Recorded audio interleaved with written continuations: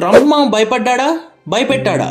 Dollar కి ఒక power ఉంది. అదే గ్లోబల్ ఫారెక్స్ రిజర్వ్స్ లో 59% షేర్. కంట్రీస్ మధ్య జరిగే బిజినెసెస్ మ్యాక్స్ డాలర్ లోనే జరుగుతాయి. ఎందుకంటే డాలర్ యాక్సెప్టెన్సీ వరల్డ్ లోని అన్ని కంట్రీస్ లో ఉంది.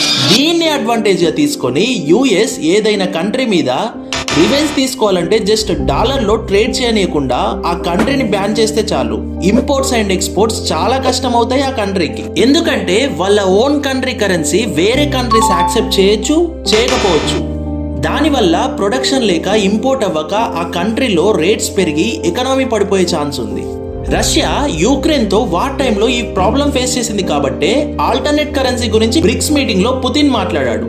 ఒకవేళ నిజంగానే ట్రంప్ అన్నట్టు ఏదైనా కంట్రీ మీద 100% టారిఫ్స్ విధిస్తే ఆ కంట్రీ ఎక్స్పోర్ట్స్ కి ఆల్టర్నేట్ చేసుకుంటుంది అండ్ యుఎస్ ఇంపోర్ట్స్ చాలా కాస్ట్లీ అయిపోతాయి. రీసెంట్ గా bricks countries alternate currency plan చేయడానికి క్లారిటీ ఇవ్వాలని కోరగా యుఎస్ తో మన రిలేషన్షిప్స్ ని దృష్టిలో పెట్టుకొని ఎక్స్టర్నల్ అఫైర్స్ మినిస్టర్ జయశంకర్ గారు డీడాలరైజేషన్ చేయాలనే ఉద్దేశం ఇండియాకి లేదని క్లారిటీ ఇచ్చాడు. ఇప్పుడు చెప్పండి ఫ్రెండ్స్, 100% టారిఫ్స్ వేస్తానడం మరియు బ్రిక్స్ కంట్రీస్ కన్ఫర్మేషన్ అడగడాన్ని బట్టి ట్రంప్ మా భయపడ్డా భయపెట్టాడా?